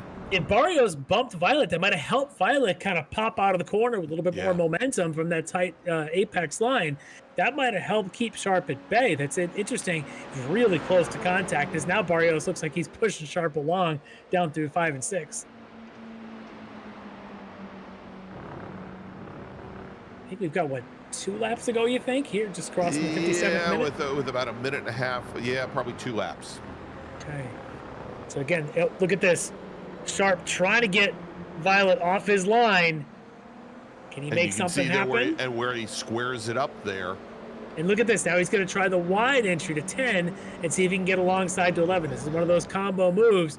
Barrios is right there with him, maybe even trying to push a little bit. Great job by Violet, though. Look at the exit he got. All right, Larry, let's quickly move over to Club Sport with Rob Hartley and Mike Dam as they come down into turn 1. And they have really now started to separate themselves out from Mike Chase in 3rd. Yeah, I wonder if Swanky didn't take out enough fuel, and that's why he's fading back, trying to save some to get to the end. I think he did have the shortest pit stop of all the Orion drivers. But these two now, knowing the next lap is probably white flag, they're doing those same calculations of how do you get by on the last lap that we were just talking about with the GRs. I think these guys might be able to draft and pass before start finish that I don't think the Toyotas can do. Let's see if Mike Dam has got that calculation in his head. And Larry should also mention right now that Klimovich and Jenkins running 1-2 in, they're in the Toyotas, my bad. Sorry about that. I was going to say, we've got the M drivers ahead of the pros, but they are in the Toyotas. Klimovich, though, just walking away from the rest of the M field there tonight in his debut. So great job there for Klimovich with just about a lap or 2 to go. But let's see this now, as we expect white flag to be the next time by. I don't think they got it yet. No, we've still got just about a minute and a half, a little bit less than a minute and a half on the clock. They will get it this next time by. Yep. As they come down into, should be, look at they're so close as they're coming down through 9. No attempt this time. Not going to try anything for Sharp. And you can see there where Violet takes that early entry once again, pushes a little bit wide, but just right onto the curbing there. No move yet for Mike Dam. He's going to stay in line. I think he's waiting for a last lap move. Yeah, and wow, and also dropped off quite a bit under braking there. Think he's saving fuel? That's exactly what I'm thinking. Right, little coast before braking. Maybe that's what he had to do with 1 lap to go still, or 2 laps, I guess, at this point. All right, so white flag next time by.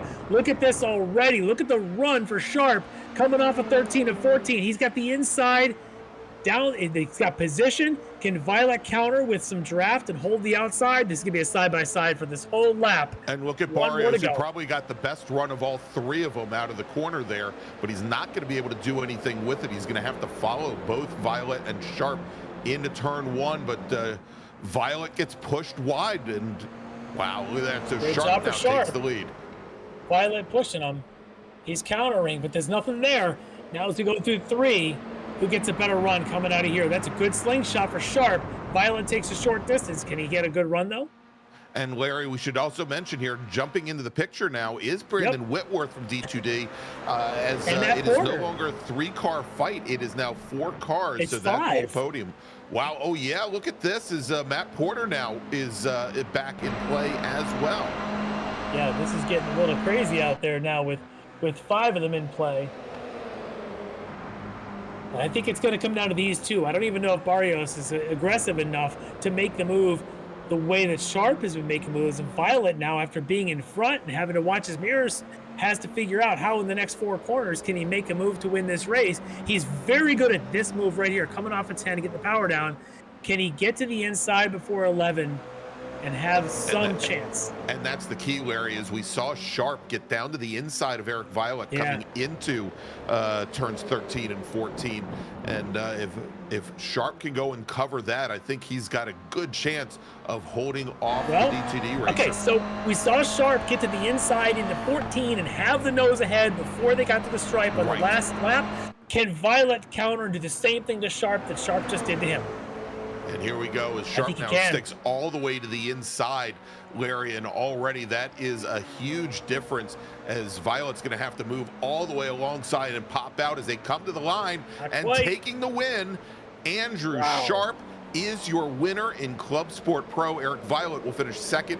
Mariano Barrios, last round's winner, will finish third. Whitworth and Porter round out top 5. Let's move over to Street Tuner. Yeah, let's get over to these MX-5s because Hartley now is giving it everything he's got to hold Dam, has Dam and saving a little something in the tank here for this last lap as they come around 9 in towards 10. And Dam kind of pushing Hartley around to try and keep him off of his line. I think maybe he's hoping he can get a draft pass coming out of 14. So all he has to do is be on Hartley's bumper going into 13, and Dam could win the drag race. But he's got to get a good run through 11 and 12. Exactly, and that's the big difference with the MX-5s versus the GR86s. The draft definitely a little bit stronger, and there is a chance that he would be able to just pop out and draft past the number 3 machine on the front straight. Here, he's almost 4 tenths. 4 tenths. That's a ways back. And Larry, he's got a good run. Yeah, he's got a good run now as they go into the banking here. Oh, it's a real good run. Is Dam gonna make it? Is Hartley gonna give him the inside? He does. Is it enough? And as they come to the line, Larry, I can't call it. The win, Mike Dam is your winner in Street Turner Pro. Look at timing and scoring. With a 0.000 interval. I think we're going to have to go to the photo finish, and hopefully this is something that John can pull up. Oh my goodness. According to our timing, Mike Dam is your winner. Rob Hartley will finish second. Mike Chase will finish in third. Travis Schwenke will finish just off the podium in fourth. Let's take another look, Larry. Here's the replay from the chopper, and it's just a great job of Mike Dam drafting as long as he can to get to the inside and giving himself a chance. At this point, it's just a 50-50 coin flip. iRacing, though, does, I'm told, look at that, just an inch ahead. They do keep scoring down to about 5 decimal places, so while we only see 3 zeros, I'm sure it's a 0001 or something like that. Mike Dam getting that victory. Remember how far back he was 20 minutes into this race? Yeah, he was about 10 car lengths off the lead. All right, so Larry, Dave Klibovich, he takes the win, his initial win here. There's that pea green machine.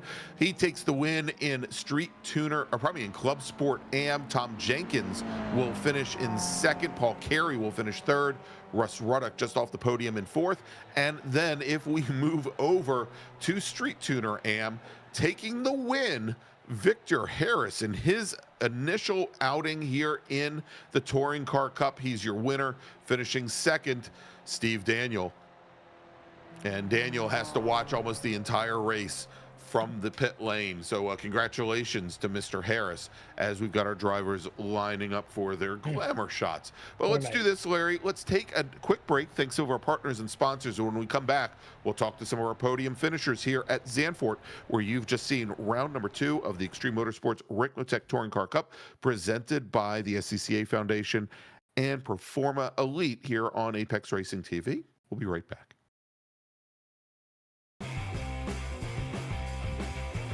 Ricmotech, high-performance sim racing equipment. Whether you're just looking to have fun, train for race day, or become a serious esports competitor, Ricmotech has you covered. Hundreds of name-brand parts. Support from experts that love sim racing. Trusted by the pros. There's only one place to go, Ricmotech.com. The SCCA Foundation is a 501c3 organization serving as the charitable arm of the Sports Car Club of America. One of the programs partially funded by the foundation is the SCCA Academy, an online learning management system used to keep real-life racing track officials up to date on the highest standards of race safety and officiating. Through this program, the SCCA Foundation is supporting the future of the best trained corner workers and event officials in motorsport. You can support these efforts at www.sccafoundation.org.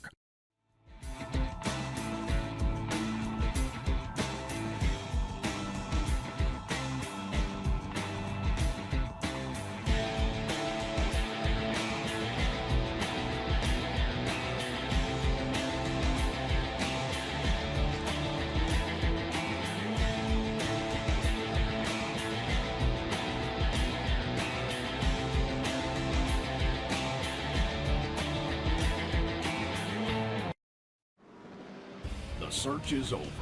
The most comprehensive league scoring solution is here, with the ability for multi-level championships, custom incident tracking, post-race time penalties, support for heats, drop weeks display, multi-car team scoring, advanced web widgets, rookie championships, a custom paint system, and load those results in seconds. Visit extremescoring.info today.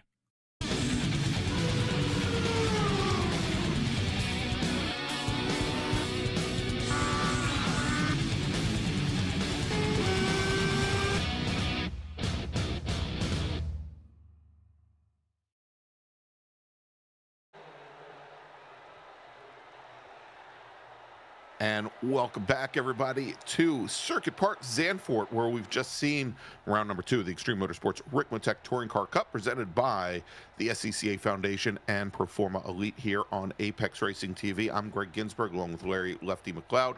And Larry, let's take another quick look at those race results. And wow, and let's we'll see in a moment here as we take a look at some of the club sport machines here, if we can figure out that gap in Street Tuner. But Andrew Sharp from Vermilion Motorsports taking the win here, his initial win, his first win in the Touring Car Cup. Eric Violet will finish second. Mariano Barrios, our round 1 winner in club sport, he will finish in third. In Club Sport Am, David Klimovich is your winner over Tom Jenkins, with Paul Carey finishing third. And in Street Tuner Pro, throw a blanket over these two here, Mike Dam and Robert Hartley, somewhere beyond the thousands separating these two drivers at the line. But Mike Dam is your winner. Hartley will finish second, finishing third, Travis Schwenke, and then finally taking the win in Street Tuner Am, Victor Harris. All right, so Larry, we've got sitting in the green room here, no doubt, getting cooled down a little bit, talking to some of the trophy girls. We've got Andrew Sharp from Vermilion Racing. He finished third in round 1, takes his very first win here in the Touring Car Cup. Andrew Sharp, you've got to be pumped up after that race. That finish was spectacular. The last half of that race, chasing these guys down, you and Mariano and Eric just had one amazing duel, but you made the move in 14 on that second to last lap to get that lead. Unbelievable. Tell me a little bit about what you're feeling right now. That was a thrilling race. I didn't think I was going to be a part of it, and then luckily was able to pull out a little bit of an extra lap there on fuel, and it just all worked out perfectly. Big shout out to Mariano for the big push there at the last lap. That was mega, and that just really helped push me across the line there. Yeah, it's just unbelievable. You managed to get a great run into 14, get you down that inside line where Eric had defended so many laps before, and you couldn't seem to find a way. And we were wondering on the broadcast, where are you going to find a chance to shove your nose in there? And it was all about that turn 13 and getting that run to at least give yourself the position. And then you get down where you got the replay going side by side, you guys going down through 1. It's just unbelievable stuff tonight. But some of the best quality racing. Did you guys ever touch the entire night? I think I did a couple pushes, but nothing crazy. I mean, it was just great side by side. These 86 cars I love so much because you can get so close and not have to worry too much. So yeah, I think it was just a bunch of really hard side by side, and I love this track, so it really provides for great racing. Oh yeah, it's just fantastic. And you flash back to 40 minutes ago when you had gotten, I think, pushed back to 5th place at once. You and Brandon Whitworth were back there trying to keep up with the pack, as I think Porter was up there being the first one trying to chase down Eric early on. But you didn't give up. You seemed to really kind of to stick with your plan to try and get up there near the finish. Did you have that confidence at that point of the race? My spotter Matthew was helping talk me down a little bit because I was a little worried, but I was able to luckily save some fuel just in the draft in the back there. I was going to try to pit early, but the gaps kept opening up with other people pitting, so I just decided to stay out as long as I could, and that put me right in P2 coming out of the pit. So pit strategy worked better than it did last week. Last week I took tires and that was the end for me. So this week I did it right. Yeah, awesome job. Just beautiful stuff. This is some of the most exciting racing, and you really put on a great show tonight and came out on top over one of our veterans here, and Eric Violette, and kind of showing him that you're taking the race to him this season. It's a beautiful thing to see. But I'm sure you mentioned already you had a spotter helping you out, talking your emotions down a little bit, but I'm sure you got some other folks you want to give a shout out and thanks to for the victory tonight. Thanks to Familiar Motorsports. We had a really long weekend this weekend at Daytona, so I'm glad to come out and get a win. So it's been great racing with them. Thanks to Matthew Aloka for spotting me and talking me down a little bit tonight. And overall, thanks for the broadcast, guys. I can't wait to watch back. Awesome stuff tonight, taking the overall victory. Club Sport Pro from Vermilion Motorsports, Andrew Sharp. Great job. Thanks. Have a good one, guys. All right, there you go. Thanks, Andrew. So let's now move over, Larry, to our winner in Street Tuner Pro, Mike Dam from Orion Racing. All right, Mike Dam. And Mike, just like our winner in Club Sport Pro, we've got a guy here, Mike, where you would drop back to 4th or 5th for a while. We weren't sure if you're going to be able to take the fight all the way up there to Rob at the end. And there you are, not just taking the fight, but you guys practically tied. Did you guys even know without looking at timing who was ahead? Don't stop believing. Yes. No. He's done karaoke. Mike Dam. Oh my God, no. It's the Canadian Bobby Childs. He does sing karaoke. I went off tune there. That was terrible. Yes, no, no, that's about the gist of my race right there. But I led for 0.003 of a second.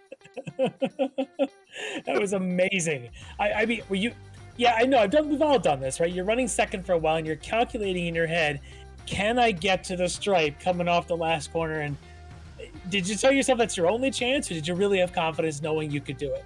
It was a mix. I knew I was getting a good run on Rob out of that last corner about every time. So, but Mr. Chase was pulling hard, and I was pretty worried he was going to catch us. So that kind of kept me, in order until I thought it was safe to make the pass. But yeah.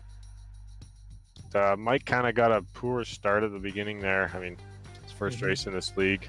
I don't know if he's done it before, but it's easy to get caught off on the start. But that kind of put me in a bad spot. So it's the waiting game at that point, and I'm pretty lucky it panned out. So. It definitely did, yeah. The patience pays off. A really good pit stop. It looks like maybe Travis's pit stop didn't take on enough fuel for his sake. It seemed that he'd be fading at the end, but leaves you mano-a-mano with Mike Chase sort of keeping you honest down there. But the last couple laps, the anticipation for us is we're watching both the Club Sport Battle Toyotas as well as you guys here in the MX-5s going, these both could be pretty good finishes, and neither disappointed. You guys just put on such a beautiful display right up to the end. It's just awesome stuff. And I'm sure Rob's beside himself saying, dang it, couple of points, I'm going to lose this. Don't you do it. But just brilliant stuff. On the bright side, Larry, we know that Mr. Hartley would never sing for us in the end. He probably would not. I'm surprised I did. So if he did, it'd be something a little bit more, maybe Sweet Home Alabama, maybe something a little more down home. We'll submit a request next time he's up here on the podium. Yeah. If you win, you gotta sing. It's a new tradition. Okay. Yeah. It means next maybe week, Extreme will publish the songbook on their website for There you go. We'll let we'll let you share that news with Mike Chase, because it sounds like he might be getting his chance here at some point this season. Yeah, absolutely. Too. He's really quick. Yep. Yeah. But awesome job tonight. Great win. This has got to feel extra special here and exciting to be able to come out on top of this one. but I know you've got a big team that you work with to give some thanks to tonight. Yeah, big thanks to the whole team. All the guys at Orion, Frank at Ricmotech, Huffy Cycles, JRT. Big welcome to Matt Porter in the league, also Leo. Obviously, he was here last week, but we got 5 guys here now, and yeah, really looking forward to what's next. Yeah, it's already off to an awesome start to the season, and I can't wait for the next round for sure. But tonight, it's all yours in that 3/1000th of a second out of an hour that you actually led the race, but it's the most important lap to lead. Mike Dam taking the win for Orion Race Teams. Great job. Thanks, guys. All right, there you go. Thanks so much, Mike. And yeah, Larry, I think we actually have to come up with a songbook. The question is, how do we keep getting strikes on YouTube when they sing? I trust me. I think the way that these guys sing, YouTube's they're not going to pick that up. They're not going to pick that up at all. Yeah. All right. Well, congratulations to Mike there, and yeah, I think probably more than 3/1000th of a second separating him with the line. All right, so Larry, let's wrap things up here tonight and take a look at what we've got coming up in the next few weeks. Next week, next Monday night, January 29th, the Ricmotech World Challenge returns. And if you haven't had your fill of the 24 hours of Daytona, join us next Monday night for round number 2 of the World Challenge, 75-minute run to the checkered flag for our GT3 and GTP racers at Daytona International Speedway. Then in 2 weeks, February 5th, the Touring Car Cup will return, and we are not heading back to the United States just yet. We're going down to South America, going to be going to Interlagos, going to Brazil. Yeah. And if you thought tonight's racing was exciting, I will tell you Interlagos might be the single best racetrack that produces great racing on the entire platform. You will not want to miss that with these two classes. They'll be side by side for an hour. For an hour, maybe, yeah. Don't miss it. Well, Larry, and if they're side by side for an hour, it's going to make it even better because we're going to have 2 30-minute rounds. Two 30-minute rounds, exactly. All right, and then coming up in April, the Sports Car Series returns. That's going to be April 29th. All right, so for Larry Lefty McLeod, for Jonathan and Colton Grabowski, I'm Greg Ginsburg, and you can see all of us and maybe the Klim Club next week at Daytona. Have a wonderful week, everybody. Ricmotech, high-performance sim racing equipment. There's only one place to go, ricmotech.com.